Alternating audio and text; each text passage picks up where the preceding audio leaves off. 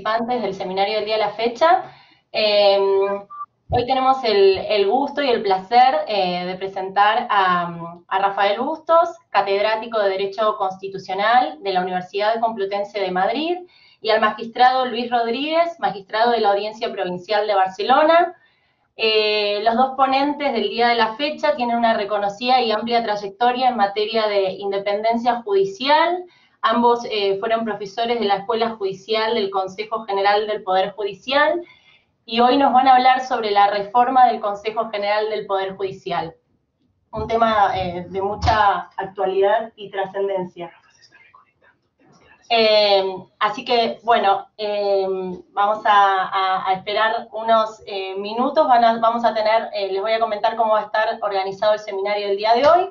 Tenemos dos ponentes por primera vez, así que va a estar organizado 20 minutos de exposición, cada uno de los ponentes, y después vamos a tener una ronda de debate de aproximadamente 30-40 minutos, donde vamos a pedir por favor a todos los participantes que sean, ya que la calidad de los ponentes del día de la fecha lo ameritan y el tema también, sabemos que es muy interesante y de mucha actualidad y seguramente todos van a tener muchas inquietudes y van a querer intervenir, que sean por favor muy concisos y breves en las preguntas para que todos puedan participar después en la parte de debate. Así que bueno, Rafa, un placer darte la palabra y muchas gracias a ambos por estar hoy presentes y son, bueno, grandes amigos de la casa. Así que les doy la palabra y un placer.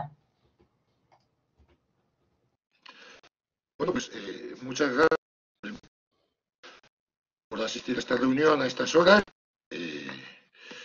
y trataré de ser breve y de ajustarme a previstos. Cuando hablé con Alex sobre la idea de hacer un seminario sobre este tema, ya le planteé que bueno, pues que no se trataría más que de hacer un estado de la cuestión de qué se está planteando y qué se está discutiendo en materia de la reforma del Consejo General del Poder Judicial.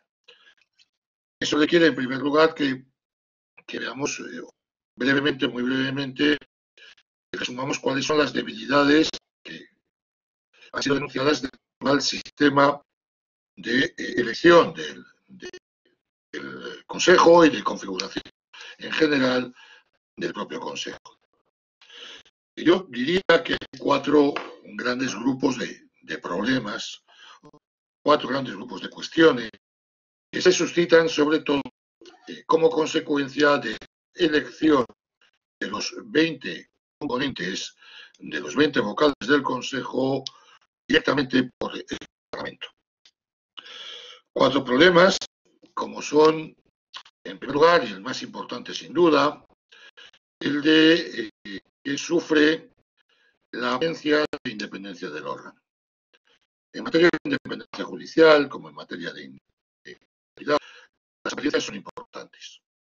Las apariencias son importantes porque de nada sirve una justicia o una organización judicial que sea independiente o un juez que sea real si la sociedad no tiene la impresión, si no tiene la imagen de que ese poder judicial es independiente.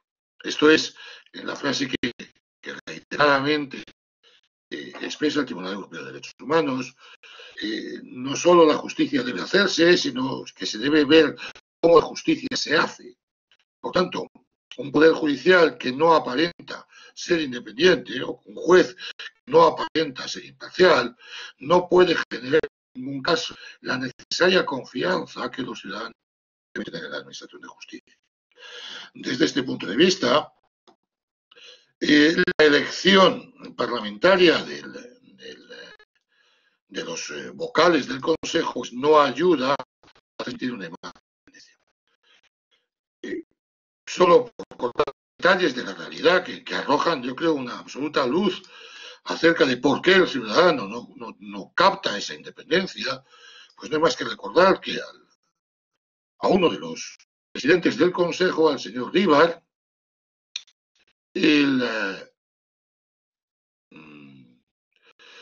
fue nombrado como consecuencia de un acuerdo una llamada telefónica directamente entre el entonces presidente del gobierno, señor González Rodríguez Zapatero, y el señor jefe de la oposición, el señor Rajoy. Me salen unas cosas raras aquí, que no sé si significan que no estoy claro.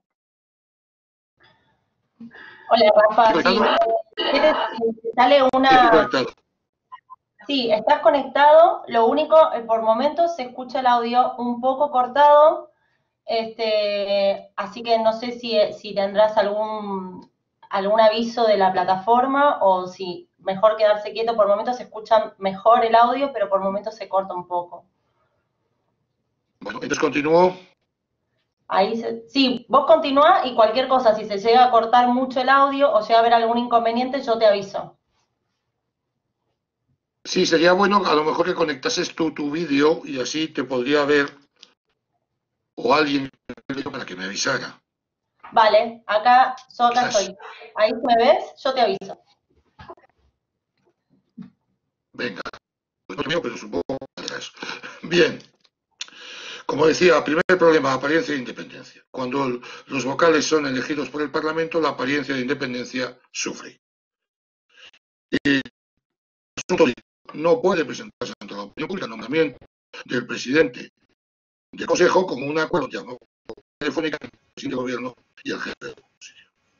O no se puede filtrar un WhatsApp de un senador diciendo que van a controlar los procesos judiciales de su partido porque van a controlar el nombramiento de los vocales. Así es absolutamente imposible que los ciudadanos tengan confianza en la independencia del Poder Judicial. O menos en la independencia del Consejo, que es lo más correcto. Segundo problema, es indudable, y lo estamos viviendo, que depender de mayorías cualificadas en el nombramiento de los vocales del Consejo General del Poder Judicial puede llevar aparejada la posibilidad de que uno de los dos partidos necesarios bloquee la elección de los nuevos vocales. Si además este bloqueo tiene el tiempo, esto generará un grave problema en relación a la actividad de ese propio Consejo del periodo que ese bloqueo funciona. Tercer elemento, tercera crítica evidente, el peligro de la captura política. Y uso el término captura en sus términos más técnicos. La idea de que el órgano acabe respondiendo no a la de sus miembros, sino a la voluntad expresada por sujetos u órganos ajenos a sus miembros. En nuestro caso, sería la captura por parte de los partidos políticos.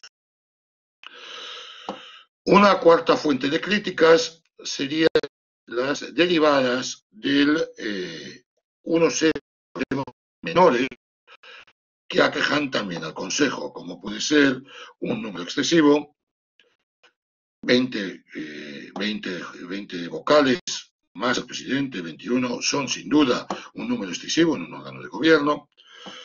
El hecho de que se renueve totalmente, con lo cual no existe continuidad, no existe memoria histórica en el órgano cada vez que se sustituyen los nuevos vocales, etc.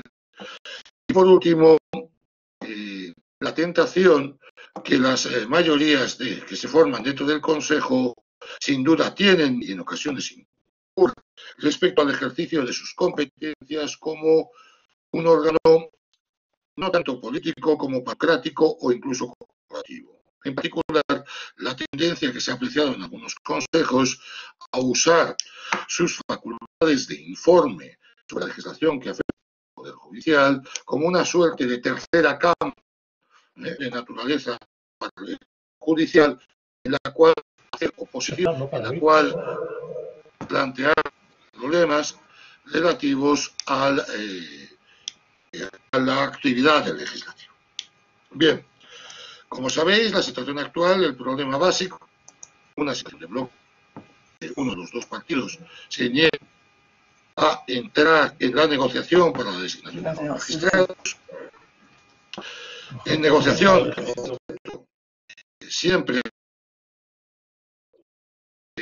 que siempre ha sido una puro a partir de entre los partidos, Pues el Partido Popular se niega a participar en esta negociación.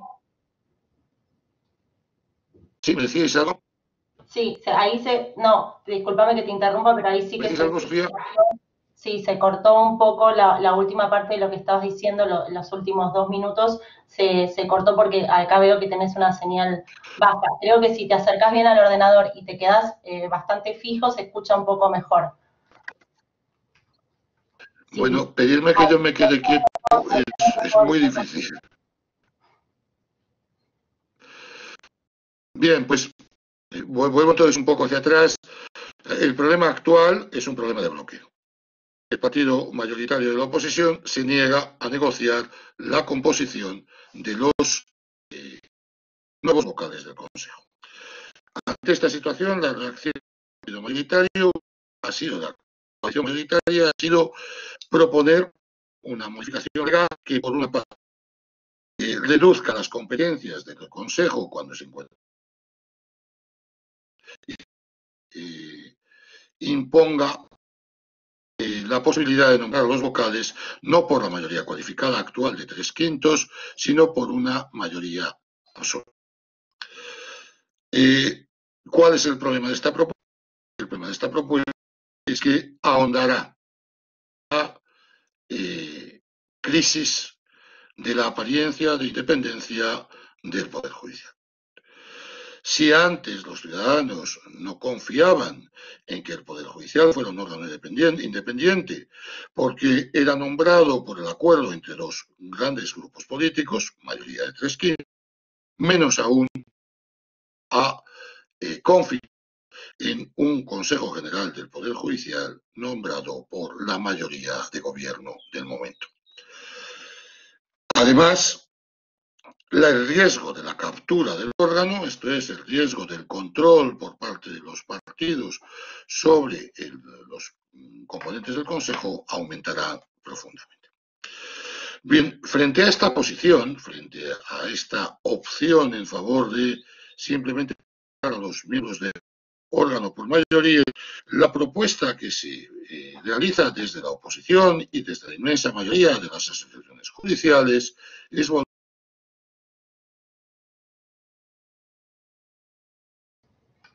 Rafa, discúlpame, ¿me escuchás?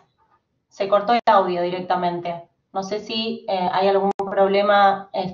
Si no, te sugiero que apagues la cámara y solo mantengas el audio prendido, porque así se puede escuchar mejor, que es lo importante. No sé si... Fíjate si tenés encendido abajo el micrófono en la pantalla. Si no, le podemos, si querés, le podemos dar, si no, la palabra a Luis, de momento, hasta que Rafa... A ver, Rafa, si podemos escucharte, porque no se escucha ahora. No sé si tendrá algún problema, pero bueno, si no, lo que podemos hacer es le damos la palabra ahora a Luis y volvemos con Rafa cuando finalice Luis para que termine lo que estaba exponiendo, si les parece, para no demorarnos acá.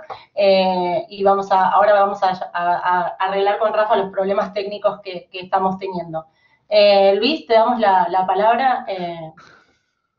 Vale. Bueno. ¿Ahora me oye? Creo que nos estamos...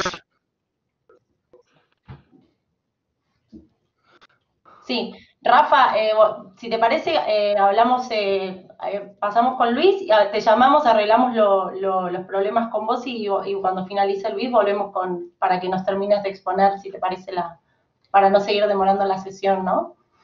Luis, adelante, ahora vamos a Rafa, gracias. Vale, entonces, no sé si me escucháis correctamente, Sofía. Sí, supongo que sí. No. Te escuchamos muy bien, Luis, muy bien. Alto y claro, esa es la palabra del confinamiento, ¿se me escucha? ¿Se me escucha? Bueno, pues una vez comprobado que la respuesta es positiva y saliendo un poco a sacar del toro a Rafa, Rafa ha empezado hablando de un tema que a mí siempre me preocupa mucho y que yo sé que él es perfectamente consciente, que es identificar la independencia del Consejo la independencia de los tribunales. El Consejo General del Poder Judicial será siempre un órgano político.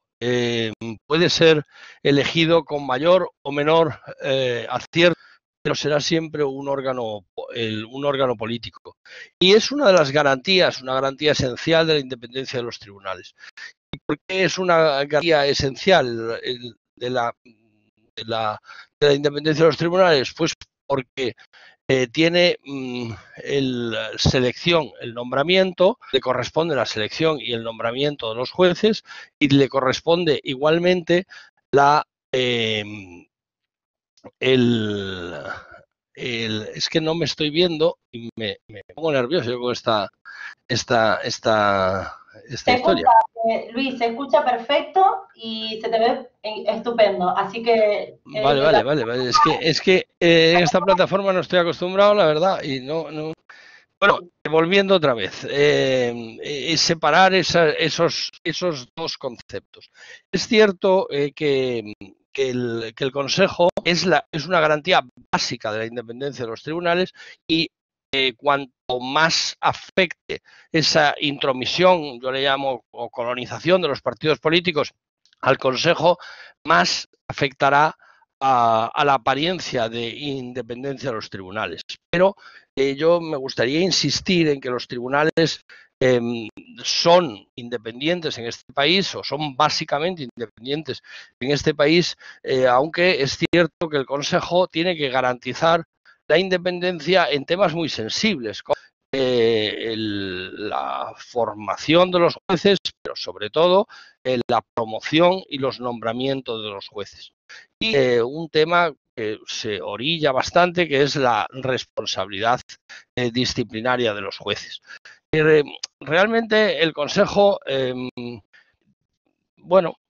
tiene problemas, yo creo que tiene un problema esencial, que es el problema del nombramiento, de los nombramientos. El Consejo no lo hace mal en materia de formación, yo creo que ofrece un buen servicio en materia de formación, lo hace muy bien en materia de relaciones institucionales, en materia de relaciones exteriores, creo que lo hace mal en materia disciplinaria, no porque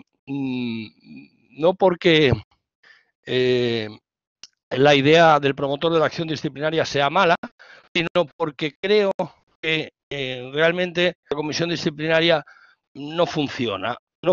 Creo que se funciona con un corporativismo mal entendido, pues del que yo me quejo. La responsabilidad disciplinaria no sirve para eliminar malas prácticas. Entonces el Consejo, donde tiene su verdadera importancia o verdadero problema, es en el tema de los nombramientos, la promoción de los jueces y el nombramiento de altos cargos. El objetivo de la lucha política, no nos olvidemos, el Consejo se lucha tanto sencillamente porque es quien nombra a los altos cargos judiciales. Y ahí hay intereses de partidos políticos por controlar las instituciones, los altos tribunales, las altas instituciones. El Consejo nombra de forma discrecional a 2 magistrados del Tribunal Constitucional, a los magistrados del Tribunal Supremo, al presidente de la Audiencia Nacional, a los presidentes de los Tribunales Superiores de Justicia y a otros, que son los presidentes de las audiencias provinciales, que interesan mucho menos a los implicados en este tema. Los partidos políticos están interesados por el control de los altos tribunales. Eso es algo que me parece que es obvio. Pero también hay otros interesados, que son las asociaciones judiciales. Las asociaciones judiciales también están interesadas en el control del Poder Judicial, puesto que tienen una clientela a la que satisfacer las necesidades que piden a sus asociaciones. Y las asociaciones tienen un papel importante en este conflicto. Si nos fijamos, el problema del Consejo es el problema del nombramiento de los altos cargos judiciales. Es así. O sea, si fijamos las reformas de la Ley Orgánica del Poder Judicial en el año 85, la primera ley del Poder Judicial, la anterior del 81, pero la primera ley con este sistema es del 85. Para elegir a los presidentes de los tribunales supremos, y los magistrados del Tribunal Supremo, a 127, se bastaba con mayoría absoluta. Hubo problemas con eso. En el 2004 el PSOE cambia la Ley Orgánica 2/2004 de 28 de diciembre, cambia el 127 y se pasa a una mayoría de 3/5. El Consejo, por lo tanto, el Pleno del Consejo, que es quien hace los nombramientos, tiene que reunir una mayoría de 3/5 para hacer los nombres. El PP gana las elecciones y en el 2013, en la Ley Orgánica 4/2013, cambia el artículo 630 y vuelve otra vez a mayoría absoluta, mayoría del Pleno del Consejo. Y por último, recientemente, Ley Orgánica 4/2018, de 28 de diciembre también, parece que se repita esto de los santos inocentes, 28 de diciembre, en 2 ocasiones ha reformado la Ley Orgánica Judicial, se vuelve otra vez a la mayoría de 3/5. La mayoría de 3/5, bueno, es un sistema que teóricamente tiene más garantías que la mayoría, pero tiene sus propios problemas. El Consejo nombró arbitrariamente o discrecionalmente, vamos a mantener esa palabra discrecionalmente, hasta el final de los años 90, que el Tribunal Supremo empieza a controlar la motivación de los nombramientos, empieza a anular ciertos nombramientos. Y por último, también el Tribunal Supremo ha ido anulando ciertos nombramientos, se exige cierta motivación, pero siempre hay un margen de discrecionalidad, y también se ha aprobado un reglamento de nombramiento de altos cargos judiciales. Pero en la práctica, que es lo importante al final, la práctica es una práctica muy arbitraria. Es una práctica en la que la arbitrariedad se disfraza de discrecionalidad. Progresistas y conservadores, los dos grandes bloques que siempre han marcado el Consejo General del Poder Judicial, se tienen que poner de acuerdo. Se tienen que poner de acuerdo para conseguir esas mayorías de 3/4. Hay dos cosas importantes en el Consejo. Primero, tener una mayoría de bloqueo, es decir, esa mayoría que impide que el otro te imponga todos los nombramientos. Y la segunda es que tenemos que pactar. La consecuencia es que tenemos que pactar. La consecuencia lógica dentro de la ley es que se pacte sobre los mejores candidatos, sobre aquellos que crean mayor consenso, sobre aquellos candidatos que deberían de ser indiscutibles. Pero al final se hace lo que mejor sabemos hacer en el país, que es distribuirnos el pastel y hacer cuotas. Entonces a ti te corresponden 2 y a mí me corresponde 1. ¿Cuál es el problema? Bueno, eso tiene muchísimos problemas, pero ese problema es un problema terrorífico, porque si tú aspiras a ser magistrado del Tribunal Supremo, el problema es que no sabes con quién compites. Porque como el pacto es un pacto global normalmente entre las dos mayorías, lo que te ocurre es que puedes estar compitiendo siendo de penal con un contencioso administrativo, siendo de contencioso administrativo con un social, o siendo de lo social con uno de civil. Todo depende de la fuerza que tengan esos candidatos. Si arreglásemos este problema, el problema del Consejo no sería un problema tan grave. El problema de conseguir un nombramiento es que necesitas apoyos. Necesitas apoyos para entrar dentro de esa cuota. Esos apoyos se consiguen o político, pues un apoyo político. No es fácil tener un apoyo político, pero algunos candidatos tienen esos apoyos políticos.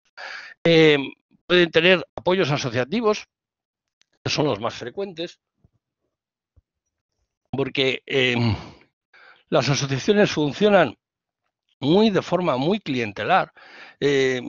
Probablemente desde mediados del siglo XX, que es cuando dicen que desapareció el caciquismo en este país y lo transformamos en el clientelismo un poco más ligero, un clientelismo horizontal, un clientelismo en el que no, aunque sí que hay patronos, es decir, siempre hay personajes que tienen mayor capacidad de influencia.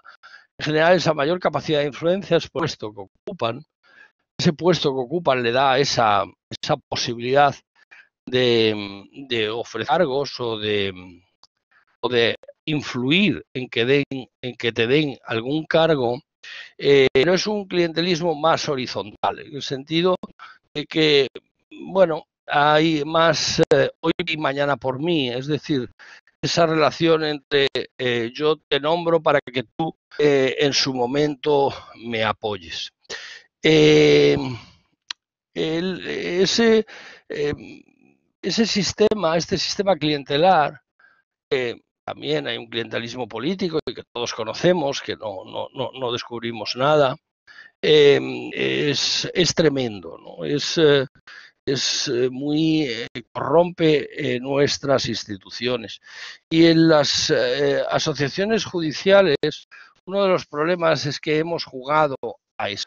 Ese clientelismo, ya no es un mero favoritismo a los míos, sino es algo más, es nutrir, crear una red de poder, ¿no? Una red de favores. Lo que aparta, fundamentalmente, el primer perjuicio que tiene es que no los mejores llegan a los mejores, a los puestos más representativos, y eso lo que hace es ir empobreciendo las instituciones.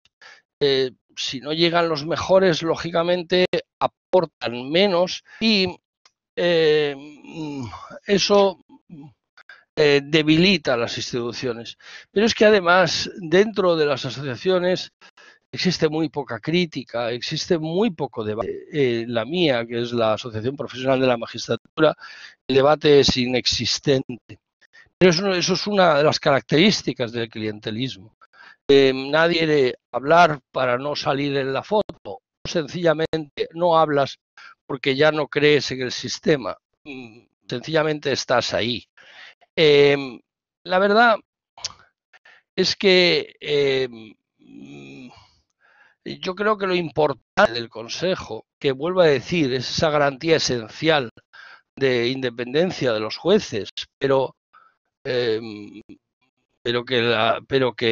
que bueno, que eso no hace perder a los tribunales su independencia, aunque lo que hace es privar a muchos jueces de su capacidad de promoción. El problema es centrarnos en regular, limitar la discrecionalidad. Yo defiendo que tiene que haber una discrecionalidad política clara, o sea, que el Consejo es un órgano de gobierno político, por lo tanto, es un órgano que puede y debe de hacer política y de política judicial. Ahora bien, esa política debe hacerse dentro de unos márgenes en los que tú puedas elegir por el sesgo político de un determinado juez a quien crees que mejor lo va a hacer en esos tribunales, en esos altos tribunales. Pero eso pasa por otra cosa, y es porque de una vez por todas reconozcamos la importancia que tiene la ideología en la función judicial. Reconozcamos la ideología, que todos los jueces, como todos los demás ciudadanos, tenemos una ideología. No podemos decidir solo en función de nuestra ideología, pero nuestra ideología nos hace ver nuestra sociedad y nos hace interpretar las leyes.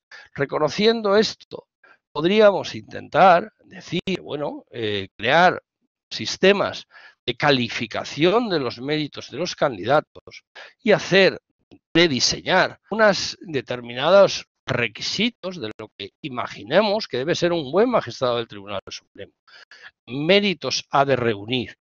Cuando reúnas esos méritos, poder presentarte ante la comisión de calificación y obtener la calificación para ser presentado en una terna ante el Consejo General del Poder Judicial. Y el Consejo General del Poder Judicial, dentro de esa terna, ejerce su discrecionalidad. Eso ganaría prestigio el Consejo. Lo que pasa es que perdería poder.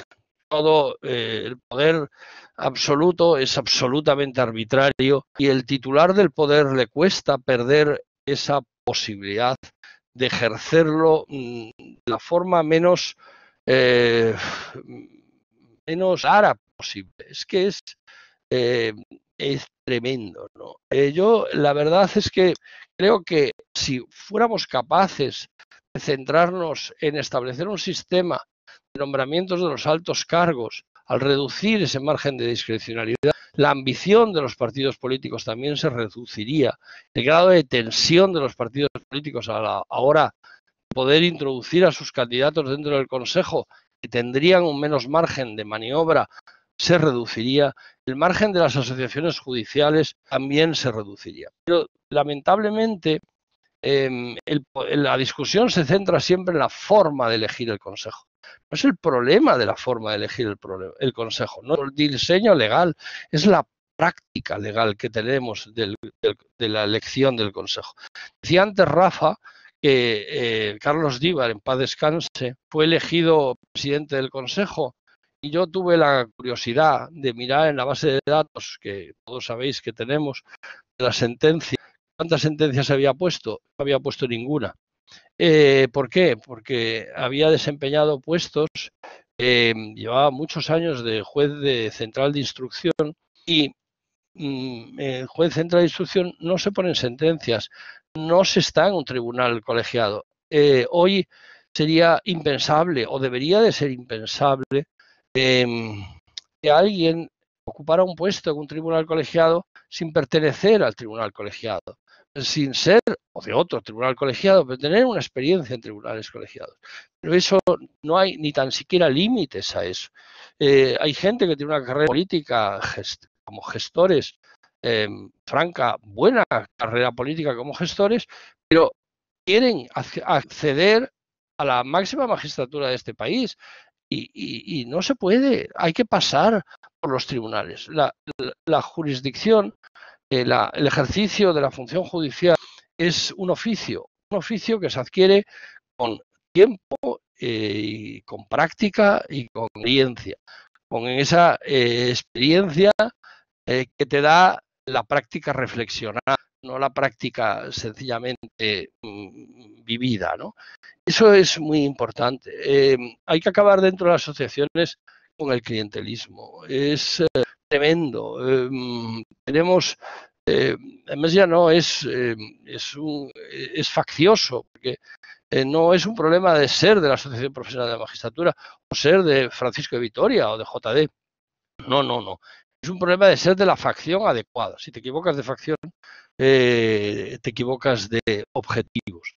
Eso no puede ser. Eso no puede ser. En uno de los artículos de nuestra asociación está promover a los miembros de la asociación a cargos judiciales. Yo nunca he creído en eso, porque me parece que cuando la asociación se mete en esas historias, lo que tiene que meterse en esas, se convierte en clientelar.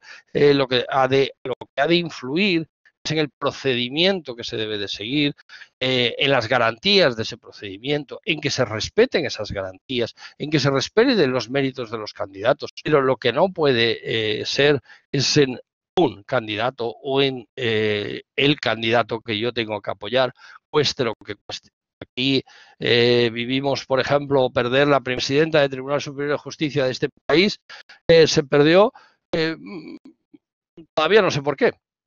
Y es evidente que fue un cambio de cromos. Todavía no sé el cromo por el que se cambió.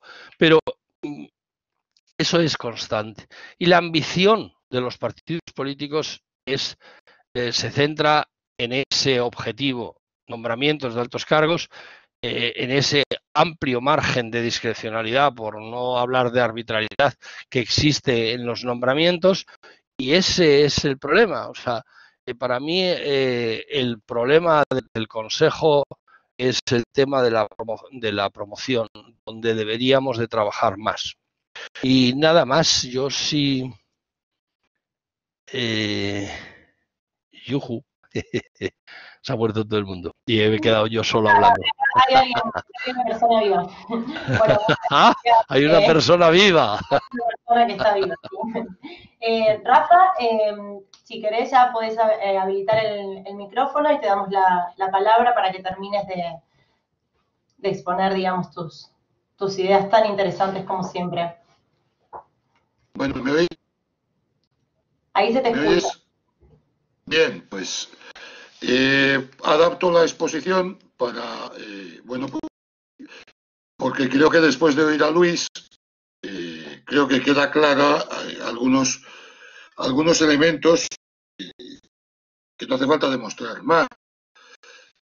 Efectivamente, en la configuración el problema del Consejo no es tanto un problema de configuración legal como un problema de práctica.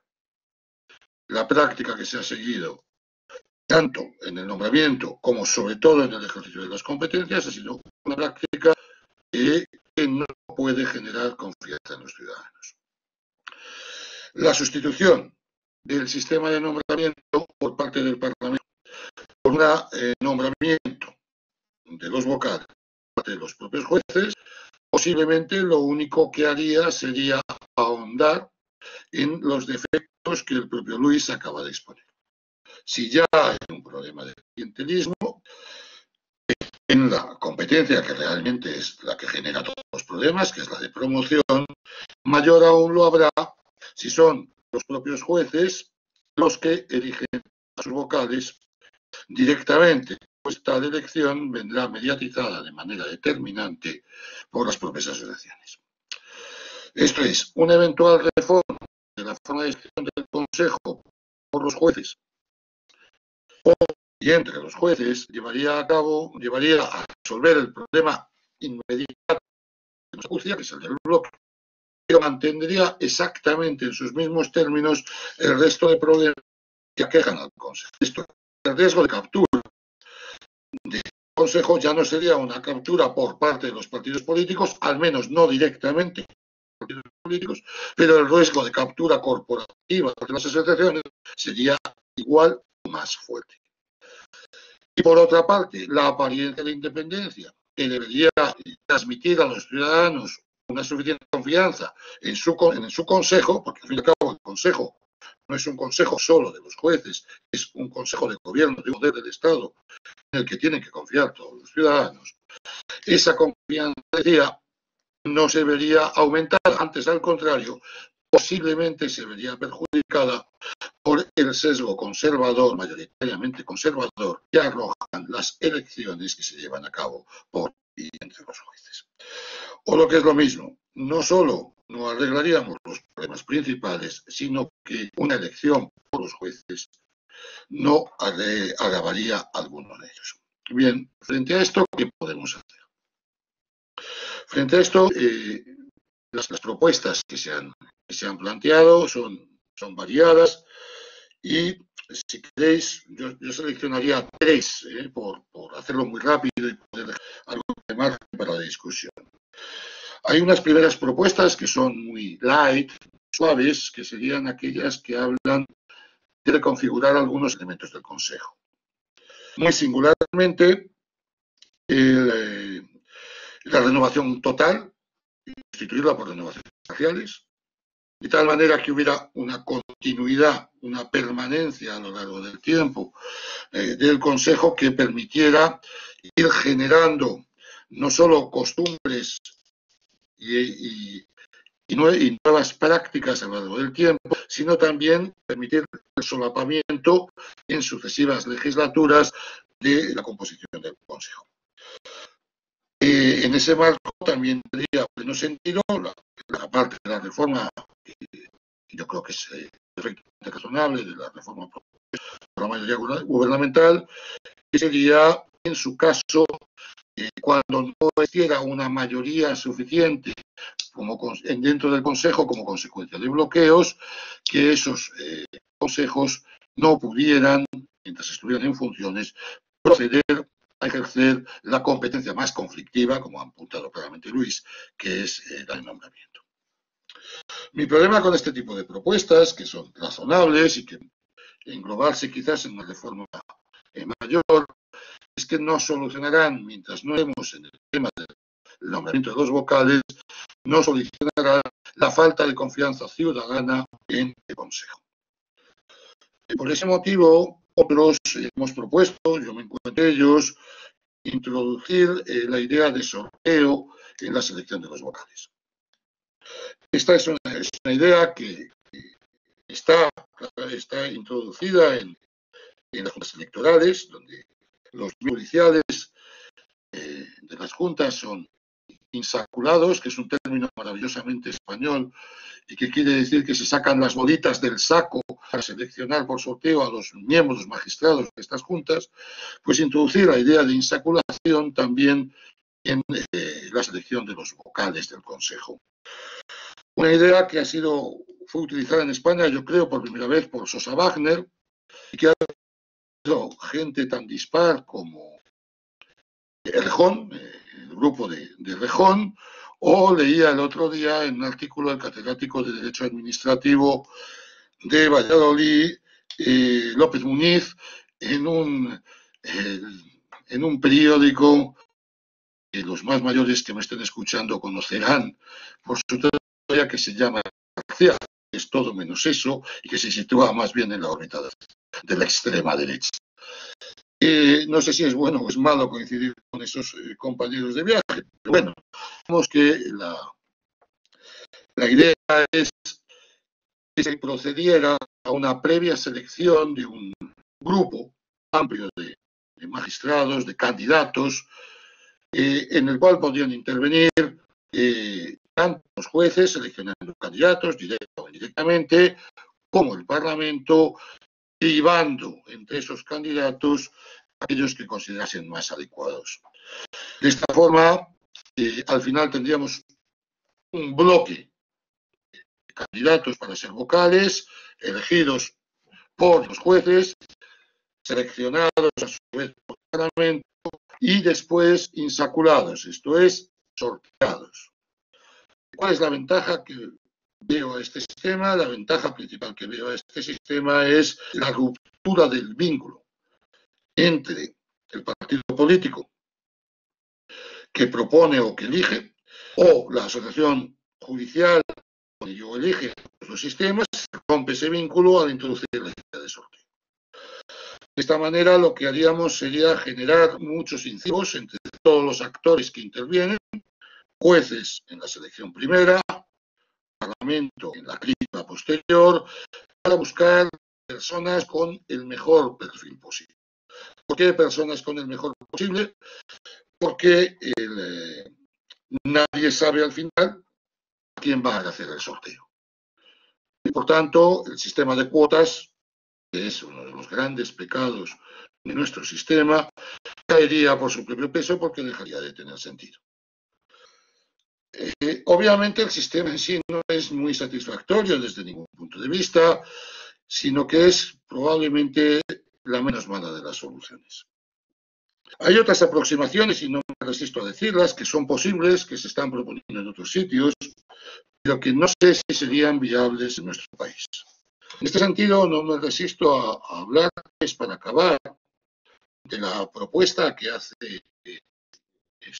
David, creo que se llama, el profesor Cossar, en un monográfico del German Law Review, en el que, por cierto, participa Aya Torres y la parte sola, donde lo que viene a proponer el profesor Cossar, que es uno de los más expertos en independencia judicial en Europa, para mi gusto, es desconcentrar la idea de independencia judicial a través de la distinción de diversas dimensiones en lo que es el autogobierno judicial. Dice Cossar que el gran problema del planteamiento del autogobierno judicial en Europa ha sido la idea de concentrar en un solo órgano el autogobierno judicial, que puede o que tiene diversas características que se pueden asignar a órganos diferentes. Él habla de 8 dimensiones, os decía, la dimensión personal, la dimensión de personal, esto es selección, promoción, etcétera, la dimensión administrativa, la dimensión financiera, la dimensión formativa, la dimensión ética, la dimensión de opinión pública, la dimensión digital y la dimensión reglamentaria. Bien, no lo dice tan claramente Cossar, pero lo que tiene en mente es sin duda la idea de que esas dimensiones sean al final repartidas en órganos diversos, de tal forma que la captura o control por parte de ninguna asociación o de ningún partido político del autogobierno judicial sea sencillo. Esta propuesta, que es igualmente interesante, nos lleva, y vuelvo al principio de la intervención de Luis, al problema principal. ¿Y quién se ocupa de la dimensión de personal? Esto es, se ocupa no tanto de la selección, que no es un problema, ni siquiera del régimen disciplinario, que al menos en España no es un problema, porque existe la posibilidad de división judicial, de cualquier sanción disciplinaria, sino el problema de la promoción. La experiencia española en este tema no es positiva.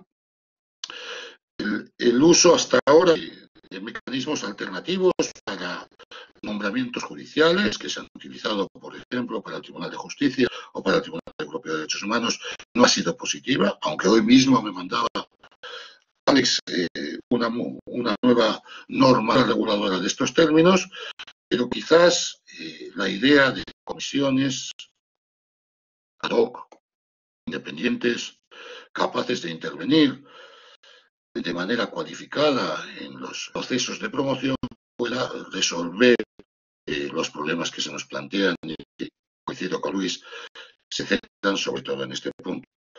Lo que ocurre es que siempre tendremos el problema de quién controla, quién nombra a esas comisiones de nombramiento. Mientras exista ese problema, me temo que seguiré defendiendo la idea de sorteo. Con esto voy a haber contado más o menos lo que os podía contar. Bueno, muchas gracias.